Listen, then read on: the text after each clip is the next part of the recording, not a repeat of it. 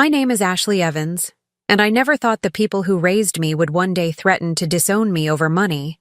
But that's exactly what happened. They said, "Give the $100,000 back, or never come home." And in that moment, something in me broke, and something stronger was born. If you've ever felt like you had to choose between your peace and your family, I think this will stay with you. So get comfortable, turn the volume up, and tell me where you're watching from in the comments.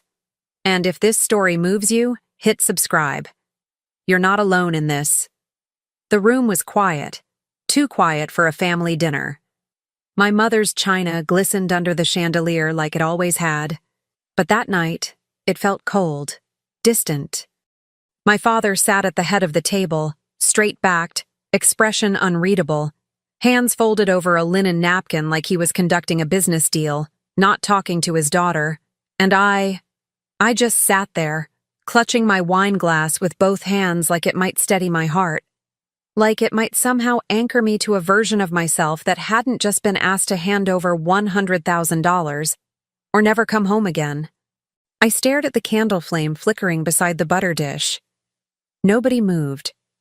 Even my little brother Evan, who usually couldn't stay quiet for more than 3 minutes, looked away like he couldn't stand to meet my eyes. "You know what this is about, Ashley," Dad finally said. Calm. Too calm. The same tone he used when I totaled the car at 17. The one that sounded like disappointment dressed in a suit. I didn't answer. Couldn't. My throat tightened around the words I wanted to say. Something smart. Something cold. But all I managed was a whisper. "Why now?" Mom folded her napkin, slow and delicate like she always did, and set it on the table. "You've had your fun," she said. "Now it's time to do the right thing. Give the money back." Her voice didn't tremble. Mine did. "You gave it to me."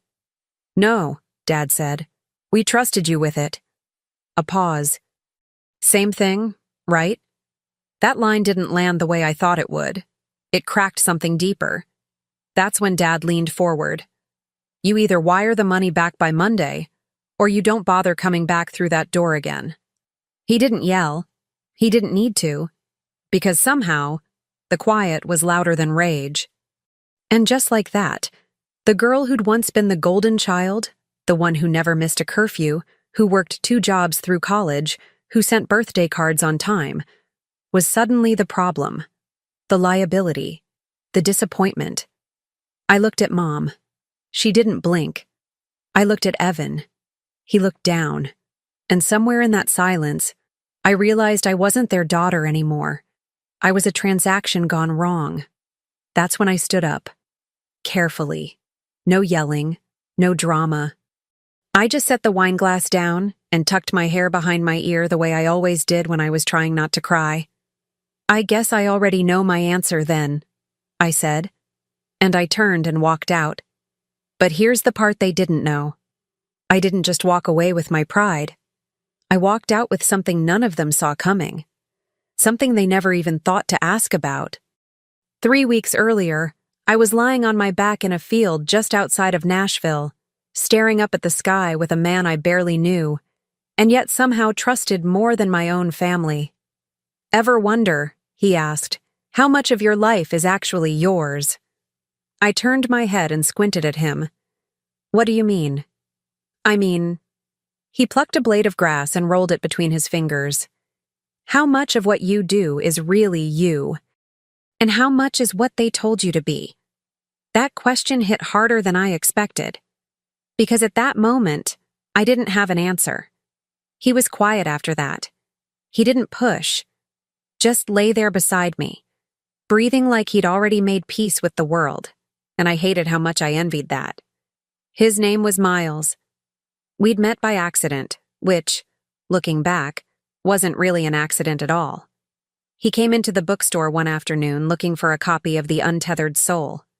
He left with 2 books, a lavender latte, and my phone number scribbled on a receipt.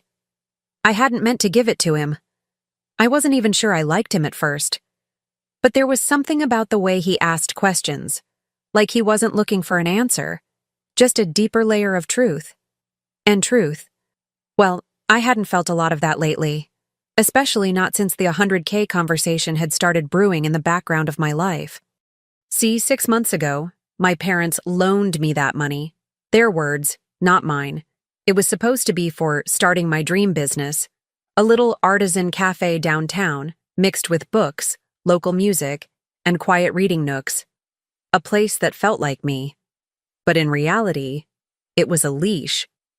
Every decision had to be approved, every choice questioned, every step guided until I couldn't tell if I was building my dream or theirs. Then came the suggestions. Hire this decorator, use this vendor, partner with your cousin, and then, out of nowhere, they changed the terms. It was never a gift, Dad said one night over the phone. You knew that. Except I didn't. And by the time I realized what was happening, I was already too deep in. That's when Miles came in. Not like a hero, just like a mirror. He didn't tell me what to do. He just showed me what it looked like to live without apology. He talked about art, about freedom, about walking away from everything once, just to see what would chase you. And I listened, really listened. For the first time in years, I wasn't playing the role of the perfect daughter. I was just Ashley. And Ashley didn't want to give the money back. Not because she was greedy, because she'd earned her freedom, finally. And she wasn't giving it up for a clean seat at the dinner table. But of course, my family didn't know any of that. They didn't know about the nights I stayed up trying to make their expectations work with my vision. They didn't know about the contracts I signed under pressure, the tears behind every espresso machine decision, the way my chest tightened every time they said, "We're just trying to help." They didn't know that 2 days before that dinner, I found something hidden in a drawer at the cafe. A manila envelope with legal documents. From them, a clause I'd never seen before, one that meant the cafe, my dream, wasn't really mine at all. And that's when something inside me broke open. I didn't yell. I didn't run. I planned, because they thought they still had control. But I had something else, something stronger than guilt, stronger than blood. I had a secret. And that night at the dinner table, when I stood up and walked out, I wasn't walking away from them. I was walking toward something. And the moment that door closed behind me, I didn't cry. I smiled. Because what I was about to do next was going to change everything. Before everything unraveled, before the ultimatum and the secrets and the sting of being cast out, I really thought my life was finally lining up. I had a key to a door that led to a space with my name on it, not figuratively, literally. A storefront downtown, tucked between a vintage dress shop and a florist that always smelled like honeysuckle in heaven. The first time I opened the door to that space, I cried. Just a little. Quietly. The floors were a mess. The windows were fogged with age. There was a raccoon-sized leak in the back ceiling. But to me, it was a cathedral. My cathedral. I called it Chapter 1. The cafe bookstore hybrid I'd dreamed about since I was 19 and working at that beat-up college cafe with sticky countertops and broken poetry nights. Chapter 1 would be different. It would be sunlight and second chances. A place where people sat down and breathed again.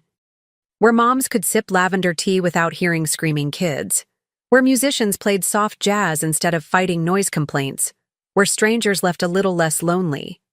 It wasn't just a business, it was my home in progress. A reflection of everything I hadn't been brave enough to claim before. And for a while, things were good. Really good. My parents, supportive. In their own way, Dad offered to handle the legal side. Mom picked out chairs from a friend's boutique in Franklin. They wrote the check with clean smiles and conditions too quiet to hear at first. At the time, I was grateful. Grateful enough to ignore the red flags waving like banners in the background. Dad was always charming. That's how he got investors back when he ran his construction firm. Southern gentleman, commanding voice, eyes like steel wrapped in velvet. People loved him. So did I. But growing up, Love always had a ledger. Dad helped you with your homework. You better win that math competition. Mom sewed your prom dress. She'll be the one picking your date. They paid for college. Then don't even think about majoring in art. Everything had a string. And I'd learned, early, how to make myself smaller to keep from tripping over them. Still, when they offered the $100K, I told myself it was different. That I was older now. Independent. That maybe, just maybe, they'd grown too. I remember sitting with them on the back porch of our house in Belle Meade, watching Dad pour sweet tea into mason jars like we were still in high school. "You've always had vision, Ash," he said. "But vision needs backing." I smiled. "And now you've got it," Mom added, brushing invisible lint off her blouse. "Let us help guide you through it, like we always have."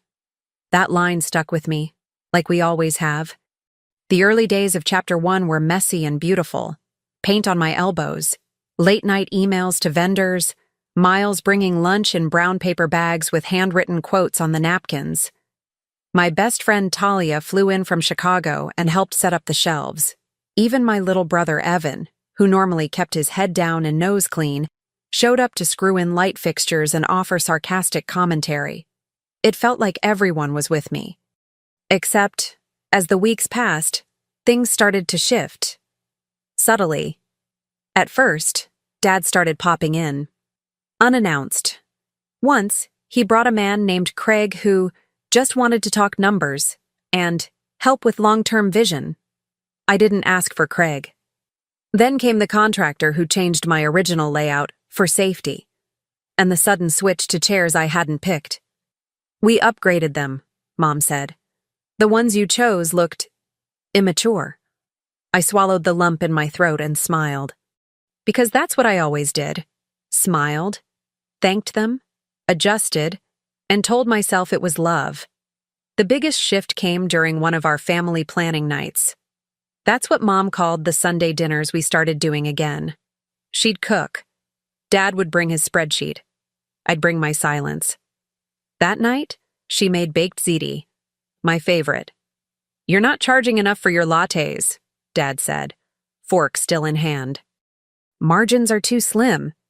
"I want people to feel like they can come," I said. "It's not about making millions." "That's not business, Ashley," he said flatly. "That's a hobby." Mom nodded like they'd practiced that line. I remember glancing at Evan across the table. He winced, just barely, but he didn't say a word. I wanted to scream, but I didn't, because I still believed, stupidly, that if I just made it work, they'd eventually see me. See me. Not the version they wanted, not the project, not the liability, just me. Then came the day the contract arrived. It wasn't even handed to me directly. It was slipped into a folder marked bills on the kitchen counter. I opened it on instinct. Inside was a breakdown of their loan. It listed terms I didn't recognize, terms I hadn't signed, clauses about ownership percentages, decision-making power, profit-sharing tiers. It wasn't a gift. It wasn't even a favor. It was a takeover. Disguised as help. I called Talia in tears. "Why would they do this?" I asked. She was quiet for a moment. Then, "Ash, I think they own you." But the truth is, it wasn't just about the money or the contract. It was about the story I'd been telling myself since I was 5 years old.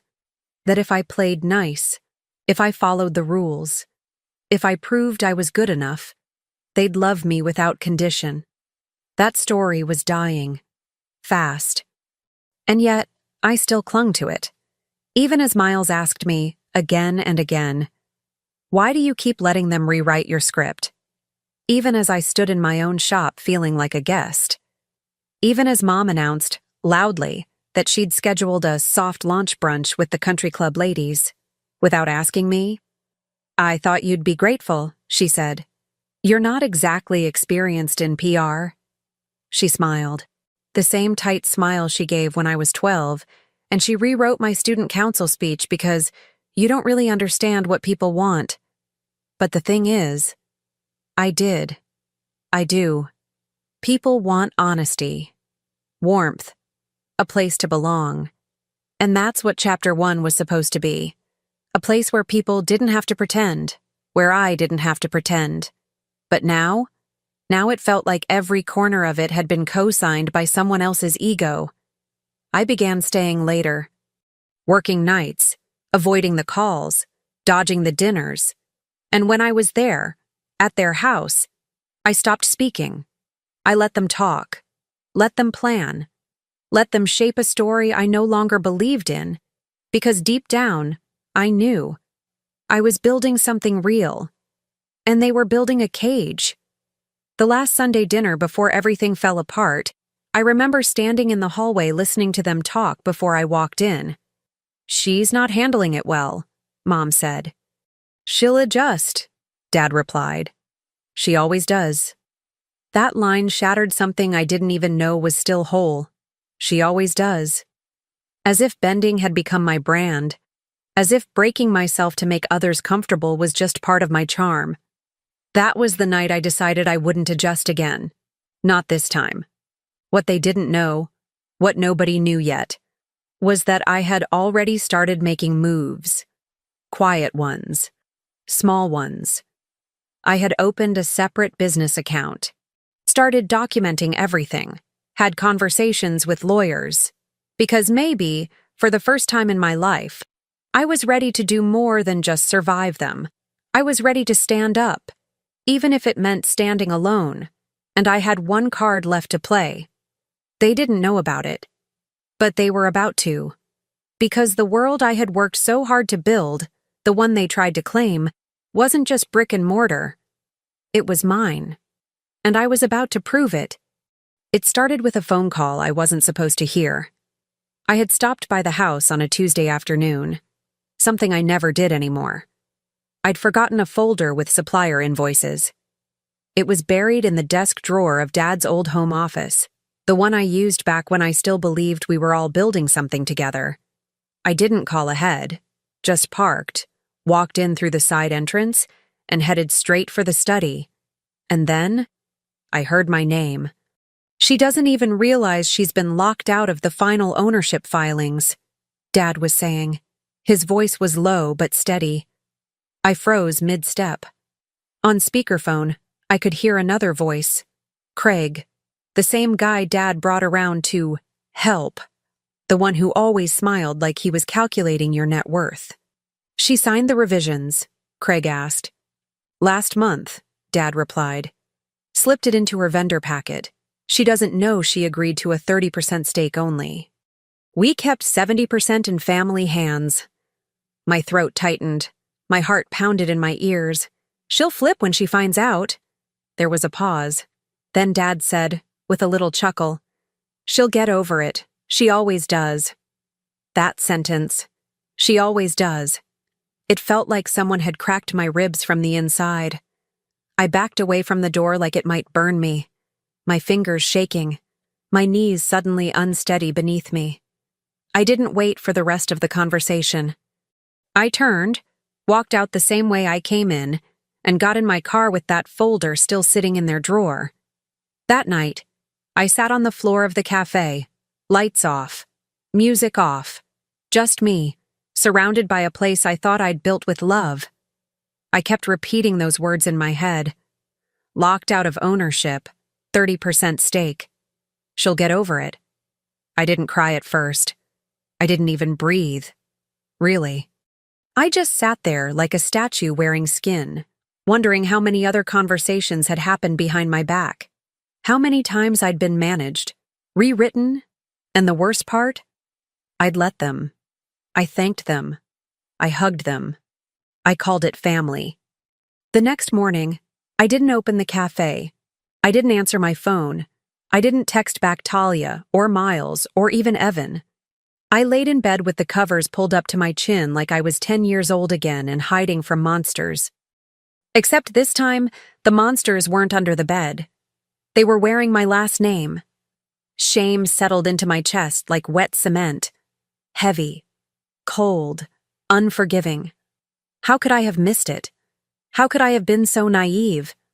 I spiraled for days, didn't shower, didn't eat. Barely moved, just stared at the ceiling like it might offer answers or absolution. There were moments, dark ones, when I wondered if maybe they were right. Maybe I wasn't ready. Maybe I needed them. That's what they wanted, right? To break me down gently enough that I'd crawl back and say thank you for the leash. By day 4, the grief turned into something else. Not clarity, not yet, but rage. Quiet, trembling rage. The kind that simmers in your stomach and makes your fingers curl without realizing it. I started replaying everything. Every lunch where they told me what to do. Every suggestion disguised as an order. Every smile that came with a condition. They didn't love me. They loved control. They didn't want a daughter with a dream. They wanted an investment they could steer. And I had been collateral. That realization broke something open inside me. Not like glass shattering. More like chains snapping. The next time I saw them was the Sunday dinner. The last one. I walked in wearing black. Not for fashion. For mourning. Because the girl they thought they could manipulate, the girl who smiled, who folded, who adjusted, was gone. Dinner was roast chicken, mashed potatoes, wine I used to love. It all tasted like cardboard. Conversation was light at first. Mom mentioned a fundraiser at the country club. Dad asked about foot traffic downtown. Evan said nothing. Then Dad folded his napkin slowly, placed it on his plate, and said, "Let's not dance around it." I knew what was coming. "I've given you time," he continued. "But we need to talk about repayment. The documents were clear." I tilted my head. "You mean the ones I never read because they were buried in a vendor packet?" His eyes narrowed. "We've always been transparent." I laughed, a single breath that felt like acid in my throat. "Transparent like the call you had with Craig?" Everything went still, like someone had hit mute on the entire evening. "You were spying," Mom snapped. "No," I said. "I was present, in a house I grew up in, and I heard the truth." She looked away. Dad didn't. "I did what was necessary to protect the business," he said. "No," I said. "You did what was necessary to control me." That's when it happened. The ultimatum. "The money was never a gift," Dad said. "We trusted you with it, and you betrayed that trust." A beat. "If you can't return it, Ashley, then maybe this isn't your home anymore." The words dropped like stones. Not shouted, not debated, just stated. And everyone watched me like it was my move. I could have begged. I could have cried. I could have tried one last time to make them see me. Instead, I stood up, walked out, and something inside me, something ancient and angry in mine, rose like a wave. They wanted me to break. Good. Because broken things get rebuilt. And this time, it would be on my terms. For the next 3 days, I moved in silence. I met with a lawyer Talia recommended. She took one look at the buried clause and said, "This could be challenged." I pulled every receipt, every text, every voice memo, every suggestion that now looked like evidence. I drafted a counterclaim, and I also called Miles. "I need to disappear for a bit," I told him. He didn't ask why, just said, "Where to?" We drove out past the Nashville city lights to a place he rented in the woods, quiet, green, filled with space to feel again. There, I screamed into the trees, cried under the stars, laughed bitterly over red wine at how long I'd played the role of obedient daughter, and I started writing again. Journals, pages, plans, not just for the business, for me. Because somewhere in the collapse, I realized something I'd never dared admit before. They never betrayed me. They betrayed the illusion they had created of me. And I was finally free. But freedom comes with a cost. And I was about to find out just how much I was willing to pay. The thing about walking away is, you never expect how quiet it gets after. At first, it felt like relief, like oxygen after a long breath held underwater. No more Sunday dinners, No more veiled criticism. No more pretending that their love wasn't laced with control. Just me. My own space. Silence. But silence has layers. And when the adrenaline wore off, all that was left was absence. I stayed out at Miles' cabin for nearly a month. No social media, no cafe, no contact with home. I slept at strange hours, ate whatever was in the fridge, journaled in fits and starts, like I was trying to write myself back into existence. But some days, I didn't recognize the woman in the mirror.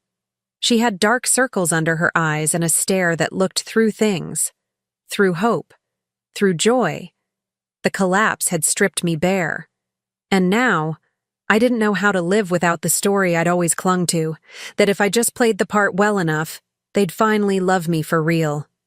Miles was gentle, patient, kind. He'd make tea and play old records and offer his presence without trying to fix me. But even kindness can feel like pressure when you're unraveling. I'd snap sometimes, pull away, tell him I needed space. And he'd just nod, that same steady calm in his eyes. "I'm not leaving," he said once, "even if you need to walk for a while." I wanted to believe him, but belief was a muscle I hadn't used in a while. After 6 weeks, I came back to the city. The cafe sat dark. A sign taped to the glass read, "Closed for repairs." I stared at it for a long time, trying to figure out if the sign was meant for customers or me. Inside, everything looked the same. Chairs stacked, plants wilted, the smell of coffee long gone, but the space felt haunted, not by ghosts, by versions of me that no longer existed. I tried to rebuild. I reopened quietly. No grand announcement. Just a single espresso machine, 2 pastries, and a willpower held together by duct tape and prayer. Customers trickled in. Most didn't ask questions, some did. I lied, gently. Just took a break, needed some time. But the truth was, I was still fractured, still bleeding in places no one could see. And then, I made a mistake. I saw an email from my dad. Subject line, "Let's talk like adults." It was short, calculated. "You've made your point. We don't want to fight. Let's find a way forward that honors the family and the business." For a moment, something in me wanted to believe it, that maybe he'd softened, that maybe walking away had finally forced them to see the damage they'd done. I told Miles I was going to meet them. He hesitated. "You sure you're ready?" I wasn't. But I needed the closure, the catharsis, the fantasy that maybe I wasn't crazy after all. We met at a bistro downtown, neutral ground. Table by the window, no wine, my choice. They looked composed, clean, like they'd come from church or court. Mom in pearls, Dad in his navy blazer, polished grief. It started civil. "How are you?" "Fine." "You look good." "Thanks." Then Dad cleared his throat. "We know things got messy. That wasn't our intent." My jaw tensed. Intent doesn't erase impact. He nodded slowly. "You're right." I blinked. He'd never said that before. Not once. Then came the line. "We want to step back, let you take full control of the cafe. No more interference." I froze. Mom reached into her bag and slid a folder across the table. "Here's the revised agreement," she said. "It transfers everything. Clean break." I didn't touch it. Not yet. "Why now?" Dad met my eyes. "Because we realize we handled it poorly. You deserve autonomy. You've earned it." My throat tightened.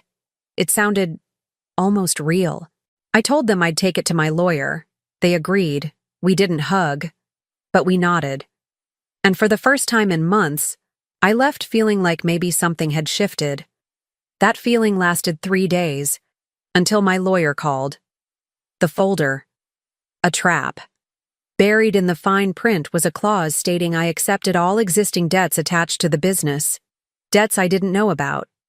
Ones they had secretly tied to the cafe through their holding company. If I'd signed, I would have inherited $87,000 in liability. My hands shook as she explained it. They almost set you up to sink, Ash. You can't go back. The humiliation was worse than before, because this time, I'd let myself hope. That night, I broke. Utterly. I trashed the apartment, screamed into towels, collapsed in the shower until the water ran cold and my skin shriveled. I didn't want to rebuild anymore. Didn't want to prove anything. I wanted to disappear.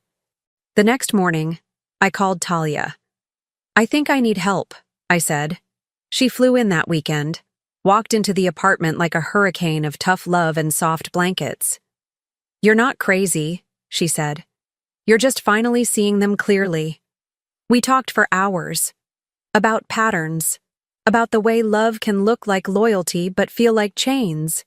About the difference between healing and hustling for approval. And for the first time, I heard my own story without shame. She also brought me a gift, a card for a therapist named Jean, Black woman, late 40s, trauma-informed. Changed my life, Talia said. Let her change yours. I was hesitant, but I went. And in Jean's office, surrounded by plants and incense and zero judgment, I finally exhaled. I don't know who I am without them, I admitted. She smiled gently. Then let's find out. Therapy wasn't magic. It was slow, messy, full of silences I didn't know how to fill. But week by week, I started peeling back the layers. The little girl who believed love had to be earned. The teenager who mistook obedience for connection. The adult who equated sacrifice with safety. And through it all, Jean kept asking, what would it look like to choose yourself? Not just once. Every day. Meanwhile, the cafe changed. It wasn't booming, but it was honest. I renamed the brunch menu, repainted the walls, took down every decision I hadn't made myself. Miles helped build a new reading nook. Talia redesigned the logo. Even Evan came by once, silent but present. We didn't talk about Mom and Dad. But when he hugged me goodbye, he whispered, I'm proud of you. I didn't know how much I needed that, but I still had one last thing to do. A final cut. The dream I had once built for them, their version of my future, it had to go. I canceled the expansion plans, tore up the investor packet Dad had drafted, said no to the business seminar Mom signed me up for, and I blocked both of them, emails, phones, socials, not out of spite, out of peace. Because you can't heal in a room that's still gaslighting you. So I let go of the dream they handed me, of the girl who wanted their approval, of the idea that family was supposed to feel like sacrifice, and in the space they left behind. I finally heard my own voice. Healing didn't feel like fireworks. It felt like waking up one morning and realizing I didn't dread the day ahead. Like pouring coffee in silence and noticing I wasn't shaking anymore. Like hearing my name spoken in my own voice, unapologetic, steady. It took time, therapy, tears, walking away from everything that used to define me. But eventually, I stopped asking, what do they want me to be? And started asking, what do I want to build? I changed the name of the cafe. Chapter 1 had been their idea. Pretty, symbolic, safe, but it was too clean, too curated. The new name, Ash and Ember. Because that's what I'd become, someone who burned down the old and chose to rise from the ashes, glowing. People noticed. Regulars returned. New faces found comfort in the warmth I was finally brave enough to pour into the space. We added an open mic night on Thursdays. Poetry, music, storytelling. No judgment, no expectations, just truth. Served with espresso and soft lighting. One night, a girl no older than 20 stood on the little corner stage with her hands trembling. She read a piece about emotional abuse from her father. Her voice cracked. She cried halfway through. But no one moved. No one looked away. When she finished, the room was quiet. Then someone clapped. Then everyone did. And she looked up at me from the stage and mouthed, "Thank you." I went into the back and wept, because that's when I knew. I hadn't just rebuilt a business. I'd built a sanctuary. Not just for them. For me. Miles was still in my life. He didn't save me. He walked with me. And that made all the difference. There were days we didn't even talk much. Just sat side by side reading, or walking down 12 South with iced lattes and slow smiles. He didn't push. He didn't rescue. He witnessed. One night, I made dinner, my mom's lasagna recipe, remade with vegan cheese and my own spice blend. Miles took a bite and said, "It tastes like freedom." I laughed, harder than I'd laughed in months. That was the night I let him kiss me. Soft, slow, like the opening of a locked door I didn't even know still had a key. I developed new habits, not flashy ones. Quiet, powerful ones. Morning walks before the city woke up. Daily journaling. Sometimes just one sentence, but always honest. Saying no without apology. Setting boundaries that didn't need explanations. I even made a vision wall in my living room. Not a board. A wall. Photos, quotes, receipts from good days. A sticky note that said, "You are not broken. You're just becoming." Talia added a Polaroid of us dancing barefoot in the cafe after hours. Evan eventually gave me an old photo of us as kids, me holding his hand at the zoo. "I kept this," he said, "because you always made me feel safe." It took everything in me not to cry on the spot. Business at Ash and Ember picked up slowly. Nothing viral, nothing overnight. Just honest connection. A write-up in a local magazine. A coffee blogger who called it the most soulful place in Nashville. A feature on a podcast about healing spaces. One customer left a note that read, "This place feels like what my childhood should have been." That was enough. More than enough. One afternoon, I was restocking shelves when a lawyer walked in. Not mine, not Craig, but someone new. He asked for me by name. I walked to the counter, heart steady. He handed me an envelope. "Mr. Evans has filed a motion," he said, "regarding the business dispute." It hit like a cold splash of water, but I didn't flinch. Not this time. I nodded, took the papers, said, "Thank you," and smiled, because they were still trying to play chess. While I'd already switched games, I called Jean, my therapist, later that day. "I thought I was done with this," I said. "You are," she replied. "But healing doesn't erase old players. It just rewrites the role you let them have." She paused. "You're not the same woman they tried to control." She was right. I wasn't afraid anymore. Just ready.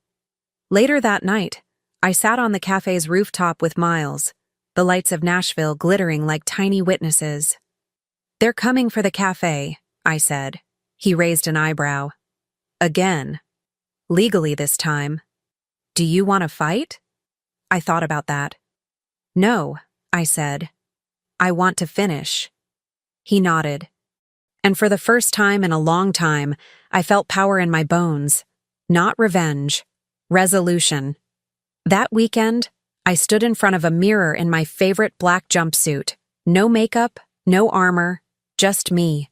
A woman who had lost everything, and somehow found herself in the wreckage. The reflection stared back like she'd been waiting the whole time. Whole, wiser, unshakable.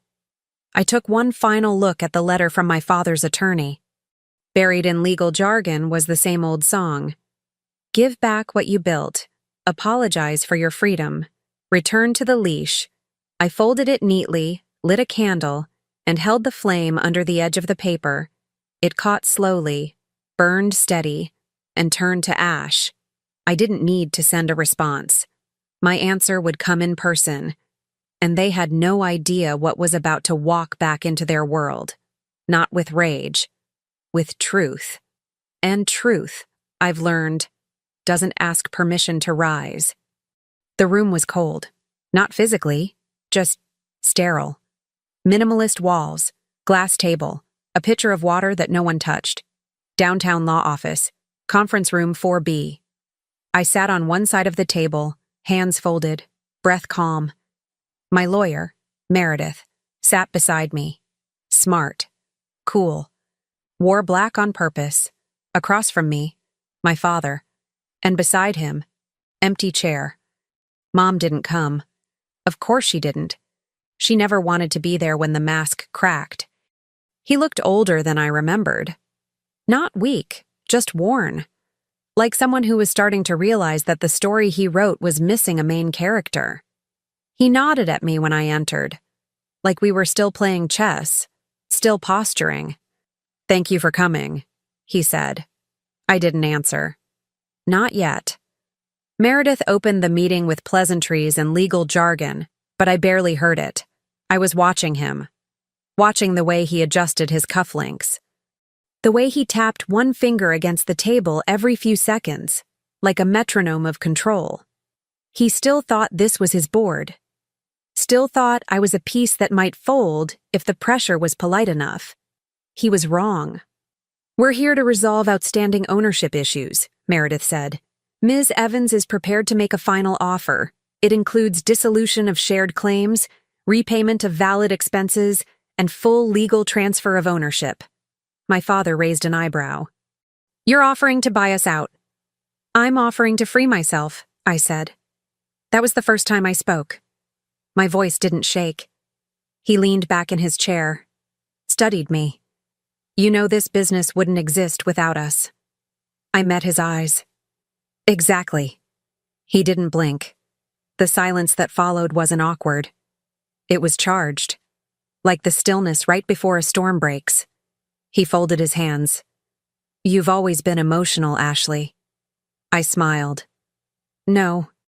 I've always been aware. You just taught me to hide it." He tried another angle. "This place, Ash and Ember, it's personal to you. That makes it vulnerable. You think you're winning by cutting us off, but you're not thinking like an owner. You're thinking like a child." I didn't respond, just reached into my folder and slid over the paperwork. A clean offer, fair, generous, even. Enough to say, "I'm not here to destroy you, but I'm not yours anymore." He didn't even look at the number.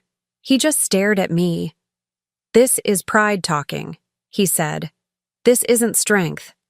I leaned forward slightly, meeting him in that space of tension. "No," I said.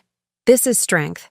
You've just never seen it before, because every time I showed even a sliver of it, you called it disobedience." That landed. I saw it. In the shift of his jaw, in the sudden pause of his finger tapping. For once, he didn't have a comeback. He cleared his throat, tried to recenter. "You could have had it all, Ashley. Security, legacy. You threw it away because your ego got bruised." I studied him for a long moment.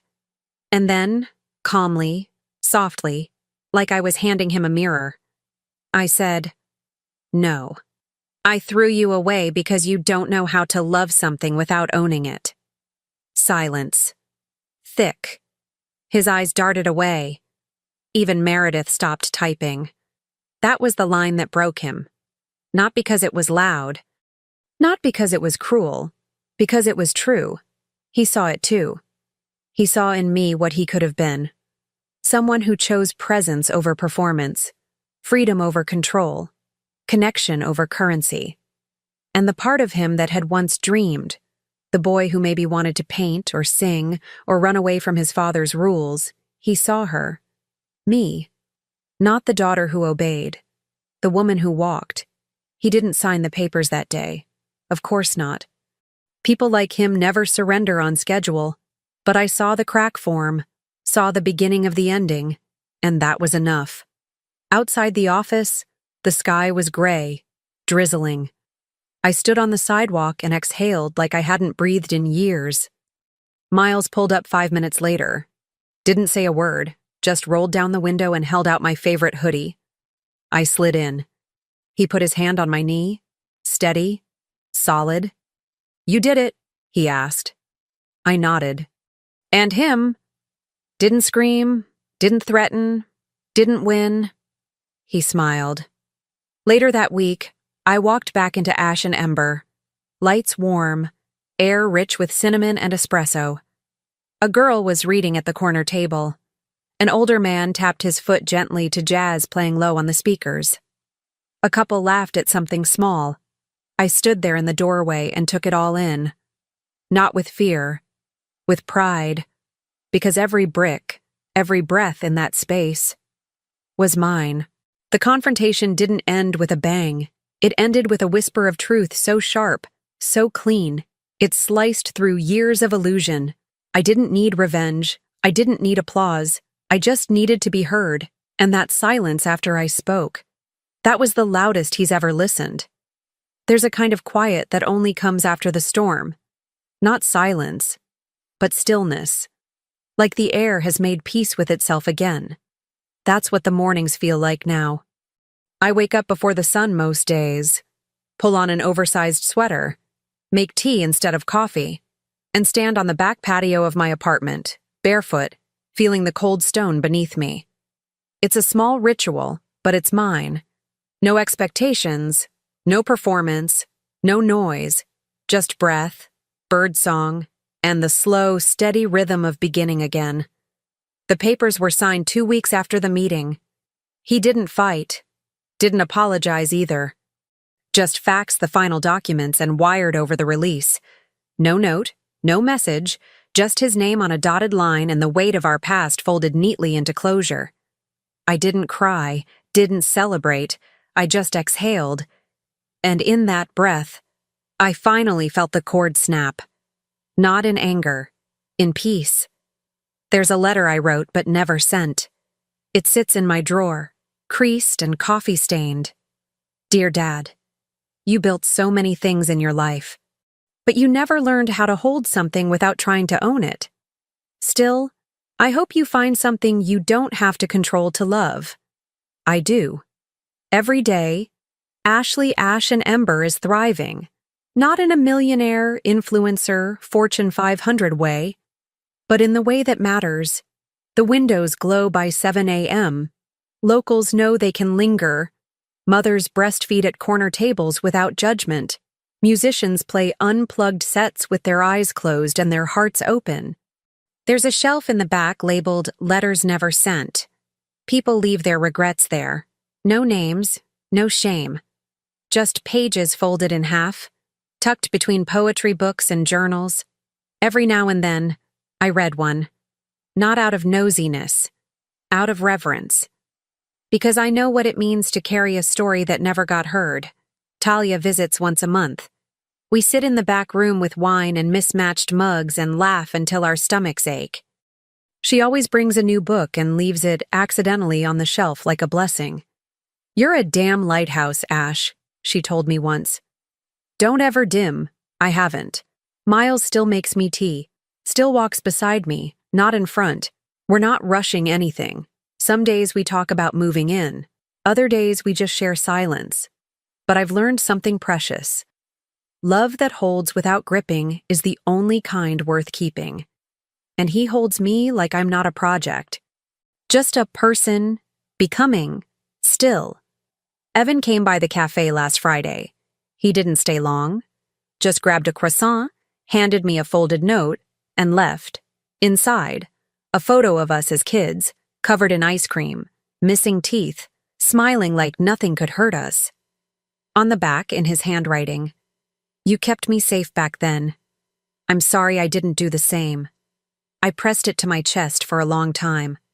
Not in pain, in gratitude.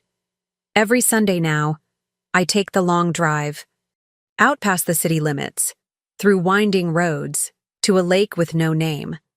I sit on the dock with my shoes off and my journal open, and I write to the version of me that used to live on crumbs. I tell her she made it. I tell her she was always enough. I tell her that soft doesn't mean weak, and boundaries aren't betrayal, and walking away from the people who made you doesn't mean you stopped loving them. It just means you finally loved you more. Sometimes, customers ask me where the name Ash and Ember came from. I smile. It's about what's left after the fire, I say, because that's where the real story lives, not in the burning, but in what survives. The city feels different now, Not bigger, not smaller, just more mine. I walk the same streets with different eyes, the park bench where I cried that first night. I sat there last week eating a scone, reading Audre Lorde, smiling at a dog who kept circling my feet. Healing isn't linear. It's layered, circular, sometimes soft, sometimes sharp. But I've stopped fearing the shadows. They're just parts of me I hadn't made peace with yet. There's no revenge story here. No courtroom drama. No Facebook post that went viral. Just a woman who chose peace over pride, who let go of a family that didn't know how to hold her, and learned, finally, that wholeness doesn't come from being seen. It comes from seeing yourself. One last story. The other day, a girl about my age walked into the cafe, alone. She ordered chamomile, sat near the front. She looked like she hadn't slept in days. Eventually, she came to the counter and said, quietly, "Is it always this calm in here?" I nodded. "Most days." She hesitated, then said, "I didn't know where else to go." I poured her a refill and said, "You're already here." And something in her softened. Because sometimes, peace isn't a place. It's a person who remembers what it took to get there. My name is Ashley Evans. I'm 32 years old. I own a cafe in Nashville. I don't talk to my parents. I don't shrink anymore. And every morning, before the city wakes, I remember who I am. A woman who walked through fire and stayed.